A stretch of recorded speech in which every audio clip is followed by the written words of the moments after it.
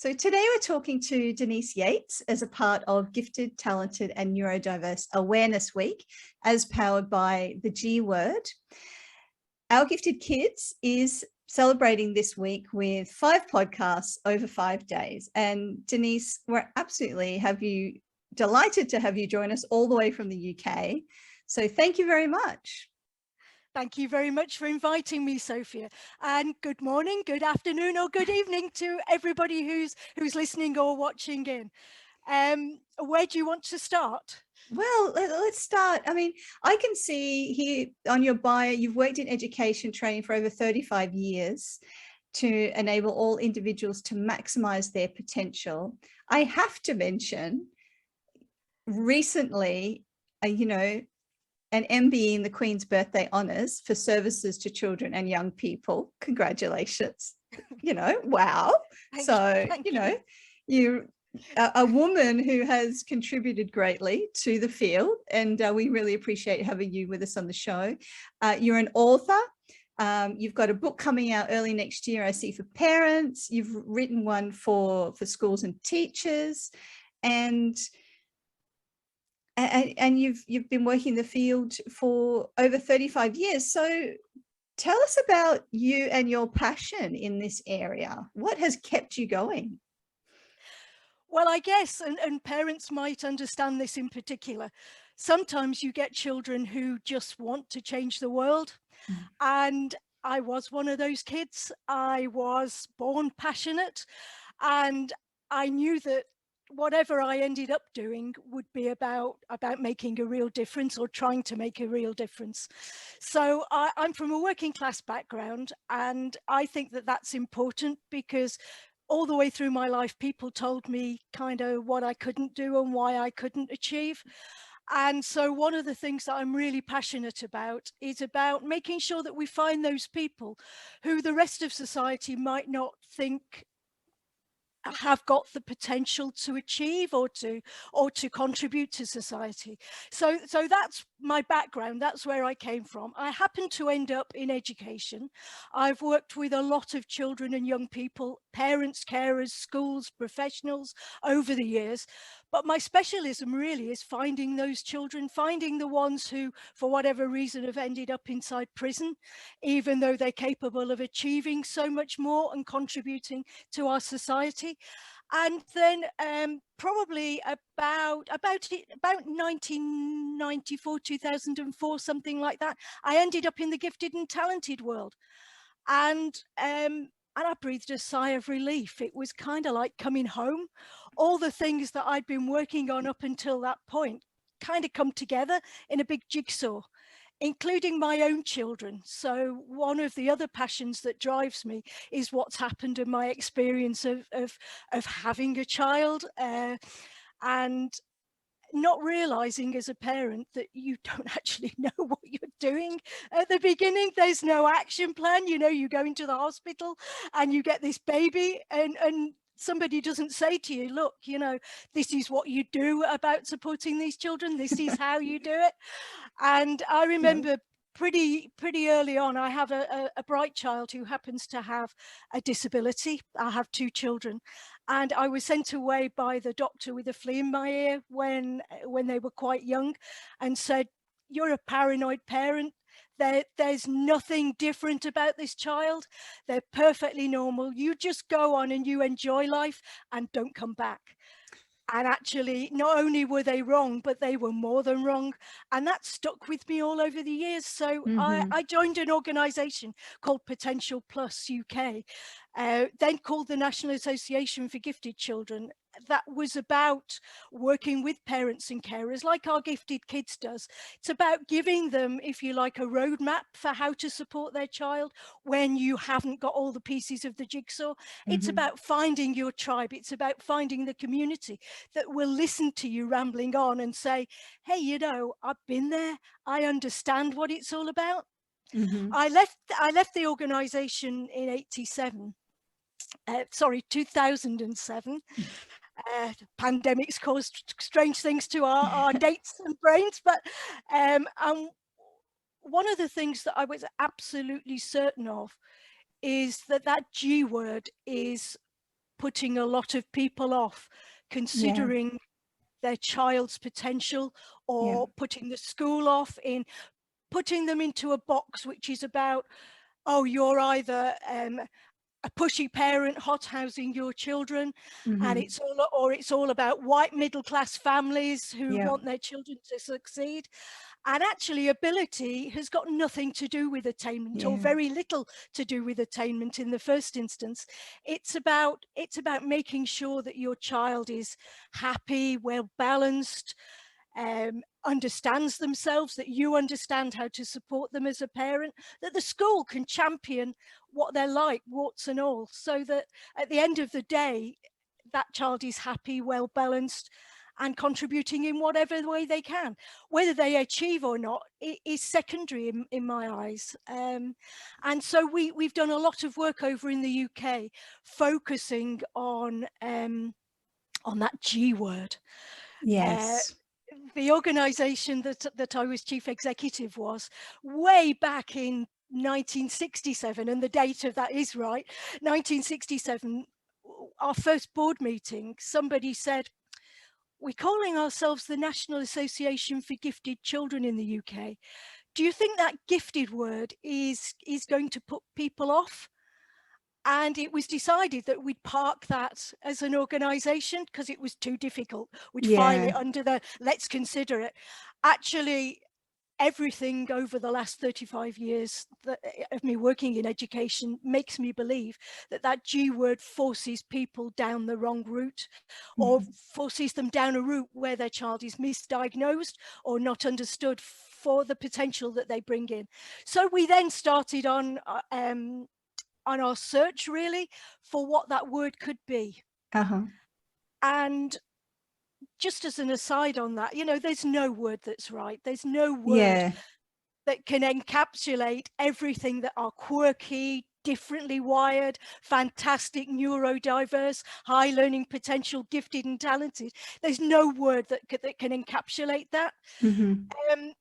But somebody in the PR industry said to me over in the UK, hey, you know, when you talk about the Beatles, you don't think of usually you don't think of, in England anyway, you don't think of the Beatles crawling along the floor. You think of those singers that were four blokes who got together and created a bit of a storm back in the 60s, etc. When you think, do you have fish fingers in Australia? And yes, we certainly do. When you think of fish fingers, you're not seeing in your mind's eye a fish with fingers on it. So actually, to a certain extent, it doesn't matter what the word is. But what it does matter is trying to change perceptions of what that word could mean. So in the UK, some of us got together and we found a new phrase, which was high learning potential. And that's got quite a lot, or getting quite a bit of traction in the UK. We've got parents referring to their children as HLP. And somehow it's a word that's, or a phrase that's a lot more acceptable, because we're not saying that our children are all finished and perfect and they're going to achieve the A stars or the equivalent in the education system. What we're saying is that they have the potential to become the best version of themselves. Whatever that looks like and whatever it is. And certainly, talking as a parent, it's our job to understand that, to guide them, to be with them for every step of that journey. And both of my children are older now, and certainly I've got the scars of that journey. I'm still learning every day about what that means. And that's why I think it's a long paragraph, it's a long sentence, you can break it up however you want. I'm really passionate about that G word, and about supporting children and young people, their parents and carers, and the teachers who educate them in the right way to understand and make that potential realized. Look, absolutely. I completely agree. The G word, gifted, it does not do us any favors in terms of increasing that awareness of the needs and, I guess, the reality of what it is to be, you know, gifted. And it's really hard to figure out what that language, you know, could be or should be. And I think HLP is really interesting. People love an acronym. Do you know, it kind of, and I love that it's even reduced to HLP, high learning potential. I've got a HLP kid. You know, it really takes any emotion or baggage off of it. It's just a couple of letters, isn't it? You know, and I think that makes it perhaps more accessible. So that's really interesting. I was thinking, though, when you said about working in earlier, you were talking about working with people who are incarcerated, and then you moved into giftedness, and it made me think of the G Word have released a short little film about one of the threads within their documentary, and it is about how many people in jail are actually gifted, and there's a little video that they've released, and I'll put it in the show notes because it's really interesting, because it's like you say, this kind of hidden potential is in all different parts of our world, isn't it? And certainly is well represented within, I think the research shows that, well represented within jails and places like that. So very interesting that you've started there, then you've moved across into giftedness, and you know, the links between those. And like you said, so many people that I talk to, like yourself, who've had like career in this area, will then say, you know, that motivation has come back from personal experience and their own children. And I think that's the one definite way that you overcome the myths and the barriers of what the giftedness thing is when you're actually in there in the trenches, faced with the real life version of what that is. And it certainly isn't, you know, what all the myths talk about, that's for sure. Yeah. So we've talked there about high learning potential and also hidden potential. Mm-hmm. So let's maybe dive into a little bit what some of the different, I guess, characteristics or demographics of individuals who might be hidden. Where are you finding people with hidden potential? Everywhere, from the queue in Tesco's, our supermarket, when you get chatting to people, yes, to going into primary schools. I remember many years ago, we ran an initiative called "It's All Right to Be Bright." Oh, nice! And yes, I went into a school, and it was a school which had a high number of very disadvantaged children. And I know from talking to the head teacher just before I went onto stage to talk to the kids themselves, you know, she was really worried that I was going to be talking about, well, you're all going to be brain scientists and mathematicians. And, you know, and I walked on stage and I said, look, close your eyes a moment and think about what really makes you passionate. Yeah. What is it that lights you up? You know, and just stick your hand up when you can find something. And I had all these 5-year-olds sticking their hands up and saying, you know, I really like playing the spoons. I really like helping my mom set the table and do the cooking. I really like this. I really like that. You know, what is potential, and what, as parents and carers particularly, what can we build on? And just to say, you know, my own son, we call him the DIS kid. He has quite a lot of the DISs, dyscalculia, dysgraphia, etc. And one thing, he always talked from the age of about 2. He was talking in whole paragraphs. Yeah. And as a parent, you know, I had a little bit more experience of twice exceptionality by this stage, or as in the UK, again, we have our own phrase, dual or multiple exceptionality. Yeah. But he could talk for England, you know. Yeah, he was telling stories. He had a vivid imagination. But then when he started to go to school, people were putting him in boxes of what he couldn't do. Yeah. But at that time, we'd sent him to actually, he'd sent himself to a local drama club. And he asked at the age of 4 whether he could join. Oh, And we ran with that, you know. We yeah, said, well, look, you know, he can talk, he can certainly use his imagination, just kick him out the door and let him go and find what he's good, you know, what he's interested in, what he's passionate about. Jump ahead to 24 or 20 years later, and he's now a budding actor musician, and his passion became his life, became his, you know, what gets him up in the morning. And really, absolutely. whoever we are and whatever Mhm. that passion looks like, every parent and carer, every teacher has the responsibility, for lots of reasons, to find what makes us buzz, to find what gets us up in the morning, in ourselves as well, but also our Mhm. children.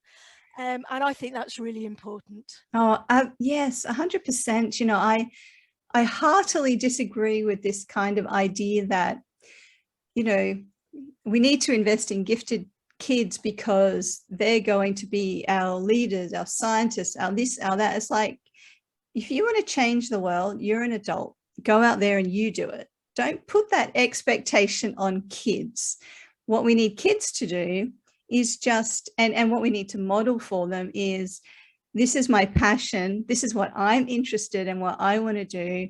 Go do that, you know, and, you know, and if, you know, a kid loves science, they may well be a scientist, but they're going to do it because of their own inherent love of learning and of that topic, and because it makes them happy, not because they're trying to raise to the expectation of someone else. So I absolutely wholeheartedly agree with that.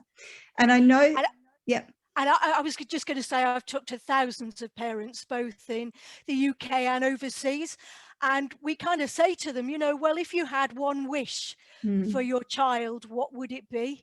You know, just tell me what your top list is, what your top one is, what your top 3 is. And Mm-hmm. it doesn't matter. And parents get this, you know, Mm. it doesn't matter who I am, who they are, who I talk to. Time and time again, the first thing that parents say that they want for their children is for their child to be happy. Yeah. It doesn't matter what the qualifications are. Things like that can be picked up later on in life. Yeah. My own daughter, and this kind of gets into the field of what can go wrong if things don't go right, if that makes Yes. sense. Yes. Um, because our children overthink things, because they're perfectionists or can be Mm-hmm. perfectionists, there's lots that can go wrong that the rest of the world doesn't see as part of the gifted world. And that can include school exclusion, school refusal, anxiety about school. And it's about working to try and stop that as well. And the one thing that parents and carers say to me is you need to love your child unconditionally. That doesn't mean to say that you don't have an honest opinion of what they're like. It doesn't mean that you don't put boundaries into how they, you know, like a lot of children want to be in control. A lot of our kids, you put the boundaries in place which respect and understand what they need, but you love them unconditionally. And time again, that's what parents have said to me over the years is the one thing that they believe that they should do. Absolutely. The stakes feel so much higher. And likewise, so many parents I talk to with kids, you know, well and truly under the age of 10, like young kids, and they're already dealing with some really challenging mental health issues, anxiety, depression, existential sort of crises and self-harming and suicidal thoughts, like really serious stuff. And quite frankly, we just want our kids to grow up to be happy adults who are confident doing something they love. It doesn't matter what it is. And like you said, they're really complex kids. And so these mental health issues are very real and have a huge impact. And I'm imagining, particularly with young people who have that dual or multiple exceptionalities, the twice exceptional kids, with the, you know, complexity of the mental health problems. And many of them do get failed by the system because they just don't fit into that box. So what are some of the consequences in terms of mental health that you have seen in your work? So over the years, I've supported a lot of children, but also parents and carers, and sometimes teachers, with a range of mental health issues. Some of them are caused because the child themselves are over anxious. I was talking about perfectionism before. They can overthink things, but sometimes, especially with children who are DME or twice exceptional, I think that they can be a result of a variety of things that happen to them within education. So they can be misdiagnosed. You probably read James Webb's Misdiagnosis. That's a seminal book, and if parents haven't read that, I certainly recommend it, where children are put in the wrong box. And so what might not have been a mental health issue in the first instance, because of anxiety and being misdiagnosed, they can start to develop those issues. And then all of a sudden, the school, if they're at school, will recognize that. And then they'll put them into the box which says that the child has social, emotional, mental health, behavioral issues. Whereas if they'd addressed the education issues, the fact that the child needs to learn quicker than probably an average child, or needs more information, or needs to learn lots of things to keep their minds buzzing. If they'd have done that in the first place, maybe the social, emotional and mental health issues or the behavioral issues wouldn't have happened in the first place. Yeah. So given that, in answer to your question, I've seen a lot of children with everything ranging from anxiety, sleeplessness, depression, OCD, obsessional compulsive disorder, Trichotillomania, which took me a long time to be able to talk about that, where children become anxious and they start pulling their hair out. Oh, yeah. And not only their hair on their head, their hair on other parts of the body. And that can cause then you go into things like eating disorders, body dysmorphic disorder, which is a big one, which doesn't have as much recognition as things like anorexia, but can certainly be as damaging to the child, because then they don't, it's kind of like from the same stem, the sort of perfectionism, need to be in control, where they don't feel that they look good enough. And as a woman, I can recognize that, because kind of, you know, you can think that quite a bit when you stand in front of the mirror. But for these children, it can be damaging. You know, there'd be no mirrors in the house. They'd want even, you know, sort of plastic surgery, because they don't think that they're as perfect as they feel that they should be. But there's no standard of perfectionism that they might ever be able to reach for themselves. And it's working with especially parents and carers, because by that stage where the child is going through all of this, as a parent or carer, you can be going through that same journey. And in the UK, sometimes that can really end up in a very negative place. And so when I left work full time, I became the chairman of a charity, a very good charity. I'm not the chair any longer, called Miracle, which is about raising the profile of mental health issues. I don't know if it's a cultural thing, but certainly in the UK, you ask anybody how they're feeling, they might be feeling really lousy, but we all say, we're fine, you know? And if we can't have that conversation about mental health and our own mental health, what hope have our children got of kind of standing up and saying, well, actually, I think it's okay to say I don't feel okay. Now, what are we going to do about that? How are we going to work with everybody, the parents, the carers, the professionals, to understand where that's coming from? And this is back to the sort of gifted world, where these children, if they are being misdiagnosed and they're going to professionals who don't recognize what things like DME can present as, especially where a child's education isn't being supported.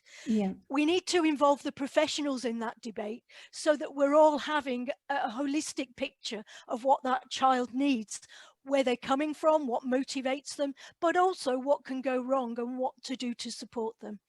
Because that's a huge challenge, isn't it? It's finding a professional who understands what, any of these mental health challenges that you've just mentioned looks like, with giftedness or that high potential in the mix, let alone dual or multiple exceptionality or twice exceptionality in the mix as well, because that high IQ does a lot of masking and morphs things. And that's certainly been a part of our experience, is to get that right care and treatment and understanding. It's really tricky to find someone who gets it, who has that big picture. And I think in Australia as well, I think the culture is getting better about mental health. There is certainly a lot more open conversation about that, but that has come because there was so little in the past. So very similar to the UK, we have a long way to go in terms of talking about mental health and neurodiversity. It's a very big mix, isn't it? And absolutely, I think it can be really hard for parents. Yeah, absolutely. And that's why one thing, I'm a trustee of the Potential Trust, yes, which is all about, we're an educational charity, but we're also a charitable trust. We help fund parents from disadvantaged communities in the UK to enthuse the learning of their children, which sometimes can happen outside school, first of all, before it happens in school. But we also are about changing the world for these children. And one of the things that we do, we call them potential conferences. And I don't know, some of the people who are watching this might go to lots of conferences. Certainly in the past I have. And time again, sometimes the best thing about these conferences is the bit over lunch or the bit in coffee break, where you start talking to somebody and you find a like-minded kindred spirit who just gets you and gets the kind of things that you're talking about. Well, at the Potential Trust, what we run are potential conferences. So we have the coffee breaks without the conference. I love and that. we have a blank sheet of paper. We invite lots of different people from the UK and sometimes overseas who are passionate about what they speak about. And we have a topic. So we have a topic. It could be bullying in schools. It could be alternative provision. It could be dual or multiple exceptionality. It could be anything. And we just sit there, and then somebody will say something and somebody else will say something else. And those kind of potential conferences really help to push the boat out on what it means to in the high learning potential world and the DME world. So we've had a range of initiatives as a result of that. The book that I wrote last year, the school handbook for dual and multiple exceptionality in the UK, came from a Potential Trust conference where we felt that people needed to understand in the UK about what DME meant. And I wrote it with a very good friend of mine who worked for a special needs organisation, Adam Bodison. The next book, the book that's coming out next year, is about parenting a dual or multiple exceptional child. And again, that was part of a strategy within the Potential Trust, because we felt that there wasn't enough awareness of what DME was about, what it meant, how you recognized it, how you supported it. And it's part of a bigger initiative. And so the first book, we felt we had to go into schools first, because most children, even though we support a lot of home educating families, and certainly during the pandemic, home education is I don't know what it's like in Australia and the US, etc., but it's growing in the UK, and it's growing astronomically. And so we do involve home educating families. Our next initiative is about home educating families. But we felt we first of all had to start within school, how to get school-based teachers to be the champions of DME and HLP, and what to do. So that was the first book. The second book is really a passion project for me. It's about looking at stories about what's happened to different families. It's about parents telling their story about how they discovered that their child was HLP or DME and what they did. Mm-hmm. The third book, when I get the time and a bit of a breather, should be for the teenagers, the children who are slamming doors on our parents regularly, the ones whose hormones are going around the system. But I'm looking to make that into a different book. There's a very good set of fiction books for children who are gifted, the Gifted Potential series, if you want to Google it, written by an author in the US. And this is about a journey that a young child goes on about discovering their potential. Well, actually, I want to write a book for the teenagers. And I'm a bit of a science fiction geek. I love if it. I can say that. Yes. And so I'm thinking of the Marvel universe. You know, let's look at the potential that some of these kids have and turn it into a superpower. So if you've got any parents out there whose kids are also science fiction geeks and like the Marvel universe and the DC universe, etc., think of a superhero, kids, and write to me, email me, and I'll build it into the universe that that I want to create. And that would be an illustrated book, you know, like a manga book rather than a written word book. And it's probably going to take a few years to write, but if you want to get in touch with me, I'd be more than welcome to hear, you know, happy to hear from you. Well, you've sent that offer out. I'm going to have to tell my son. He's a huge sci-fi geek. We all are in this household, to be honest. He was only talking to my husband the other day about how much they love space operas as a genre. And so I will let him know that you're after ideas. And we may have to send you a little video. I'm sure he would absolutely love that. But I think you're onto something here, especially with the teenagers and then even the slightly younger ones who are at the teenage reading level. You know, that challenge for finding good books, because my kids are not quite in the teenage years yet, but I don't mind saying I'm a little bit scared. It's going to be interesting. And we have touched on a little bit within the podcast, you know, gifted kids, high learning potential kids as teenagers and the additional challenges around that. And to be honest, until then, I had never thought of it because we're not there yet, but it made a lot of sense. All of those over excitabilities, the emotional sensitivity, the sensory issues, well, they're just going to go crazy during puberty, aren't they? And it's like, I'm a little bit afraid, to be honest. Yeah. So please write the book and then I'll have it for when I get there. And you're absolutely right, Sophia. You know, by the time my own daughter, who's my eldest, got to being a teenager, I thought that I understood about the world of DME and HLP. And goodness me, and I'm sure she wouldn't mind me saying, you know, she woke up, went to bed one night and woke up the next morning, and the world got very interesting. Oh, wow. And it was a long journey, but the last chapter, if you like, of the book that's coming out for parents is called something like There's Light at the End of the Tunnel. Because during my daughter's teenage years, I really thought, you know, one of the parents in the book says it's like going round the house on eggshells. There's nothing that you can say, and one minute your daughter, your child, is arguing in favor of something, the next time they're arguing against it. You think that you don't understand what's going on, they don't understand what's going on, that the control issues, you banging your heads against each other, and you just think the world is just might as well end now, because it's never going to get any better. And the last chapter, as I say, is about, you know, there is light at the end of the tunnel. My own daughter is 26 now, and she's if you can have as a parent a best friend, she's one of my best friends. She just gets me. She knows when I go off and get passionate and don't stop talking about an issue that really excites me. She just looks at me and she says, yep, I know. I know.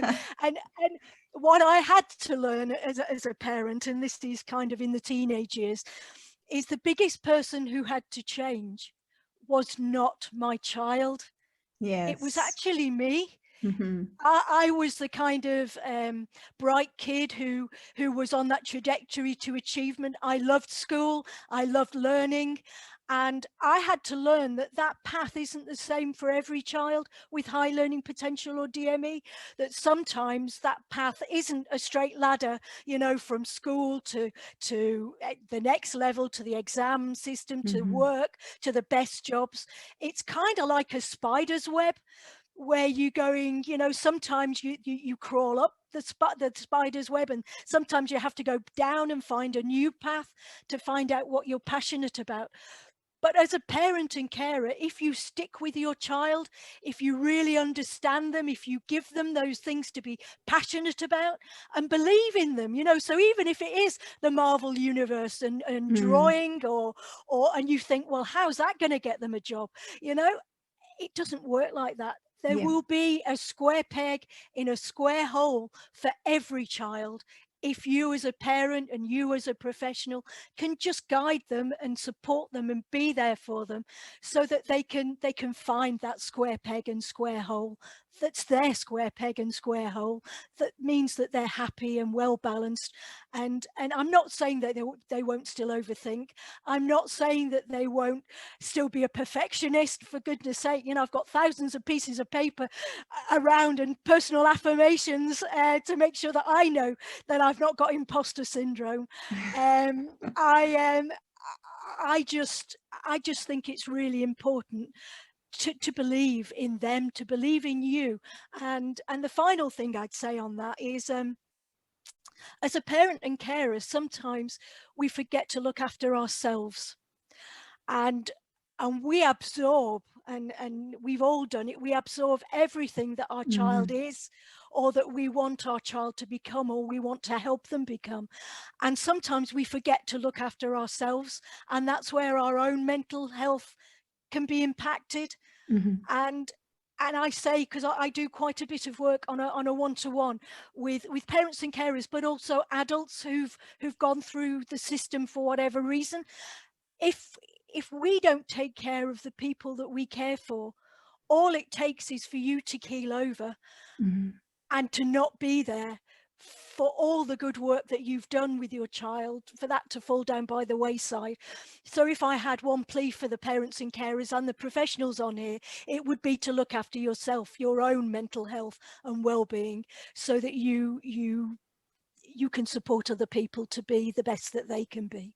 Absolutely. So 3 tips there. First of all, and I have definitely learned this one as a parent, is sometimes it's not them, it is us, and we need to shift our mindset or perspective or approach. And so that's definitely a big part of my parenting. I'll often say, okay, is this something for me or is this something for them? The second one was following your kids' passions wherever they go and not being worried about the future. And I think already you've given us a great example there of your son at those early ages, just wanting to go into drama, and now at 24 he's a performer and a musician. Like a lovely example. You never know where it ends up and what pieces go together in life. And if I look back at my career, I did a bit of this and that, and eventually at some point it all makes sense. So as parents, don't worry what they're doing, just follow the breadcrumbs, And the last thing you said there was to look after ourselves. And yes, that's actually something that I personally have been practicing in earnest this year. having hit the wall fairly badly. And some of this, it actually does take practice, because there's a skill in that, isn't there? You mentioned imposter syndrome before, and we've talked about mental health and just the challenges of having really complex kids, and we take all that stuff on. Like, I can tick all those boxes. I actually woke up this morning, I don't know, just on the wrong side of the bed, and I was full of just imposter syndrome and what am I doing? And, you know, we all have those moments. Like, we just do. It's the human lived experience, I guess. But, you know, I think I'm going to end the day with a piece of cheesecake and all will be well. I couldn't agree more, Sophia. And parents everywhere need to have their own piece of cheesecake. Yeah. Mine's chocolate, but it's the same. Yes, thing. Absolutely. And celebrate those moments, because and they're tiny different things, aren't they, for every kid? You know, we've had some big milestones in terms of our kids this year, but those milestones might not seem very big for other people, you know, but they are for us. And so, yeah, absolutely. And I just want to circle back to what you're talking about, the potential trust. And as we wrap up our conversation, let people know what you do there, because you've talked about the potential conferences, but I was also reading that you do the potential questors, because if I've pronounced that correctly, so because it's an opportunity for people who, and there's some lovely case studies there on the website, where you've obviously funded for children to, you know, go to a music camp or a science thing or something that they wouldn't have been able to afford to go to because their parents didn't have the means, but something that they really needed to light them up and create that passion. And it's a wonderful, absolutely wonderful thing you're doing. I'm very motivated by, you know, having grown up very working class as well, that sense of inclusion and making sure everyone has that opportunity to thrive. So tell us a little bit about how parents can get in touch, or the kinds of things that you fund in terms of supporting young people. Yeah, sure. So really what we don't support, it's as wide as the kids' imagination. Mm-hmm. So we support everything that would enthuse and challenge and encourage the children. And it's a UK-based charity, so it funds UK children who are disadvantaged. But those opportunities could be anywhere in the world. Mm-hmm. So we would fund, for example, say there was an organisation, let's take Australia. Say there was an organisation in Australia that provided online courses for children, and it would let UK children participate in those. Yeah. They could be a partner of the potential trust. So we have a whole range of partners. Mm-hmm. And on our website, which is, and I'm going to read it, https://thepotentialtrust.org.uk. If you go onto there, you can apply to be a partner organisation, and then we can, if a child from the UK applies to go on one of your courses, and as I say, it is as wide as the children's imagination. It could be coding, it could be music, it could be acting, it could be maths, it could be science, it could be comedianhood. Right. You know, yes. How to be a stand-up comedian. It's as wide as that imagination of the kid. Mm-hmm. And if you apply to become a partner, if somebody applies from the UK, we will fund that child, or part fund that child. We don't have a lot of money, and we fundraise all the time, but we'll provide some or all of what that child needs to be able to go on that online course. We do them face-to-face as well. Obviously, during the pandemic, we've changed to do online as well as face-to-face. But we're looking for partners all over the world who can provide a little bit of that jigsaw, because having a parent with a child with high learning potential, it is a little bit like having a jigsaw with no picture to work from. Yeah, I like that analogy. Every child is unique. Every child is different. It's about how we can provide to parents and carers and professionals as many different approaches as possible to enthuse that child, to get them to meet like-minded people, kids and adults who just get them, because being a high learning potential child sometimes can be a very lonely experience. And just having other people who just get them, so that when they start talking about, oh, I don't know, I've had so many things over the years, pirates, the solar system, DC, Marvel comics, you know, somebody will just listen and turn around and say, well, yeah, but do you realize that?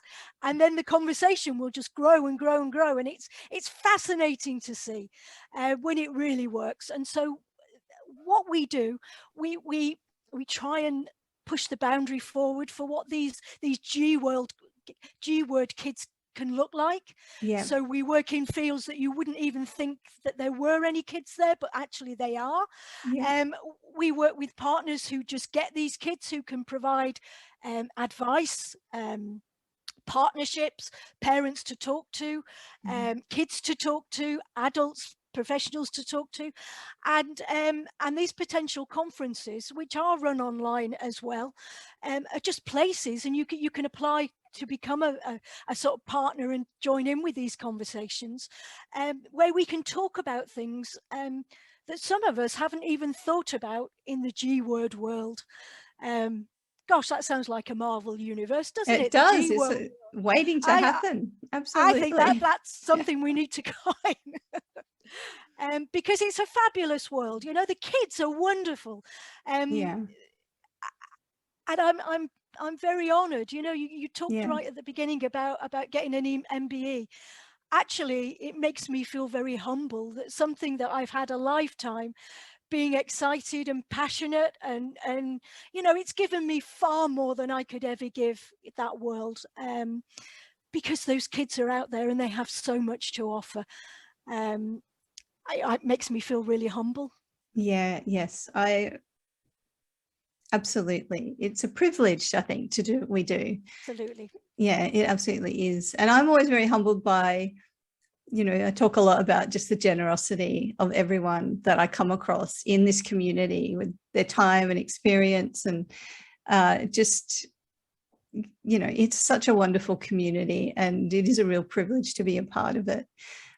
So the potential trust, so there's opportunities there for parents who need help to fund their children to do things, partners to get involved, collaborations in terms of the conferences, people to donate to help make all of that happen.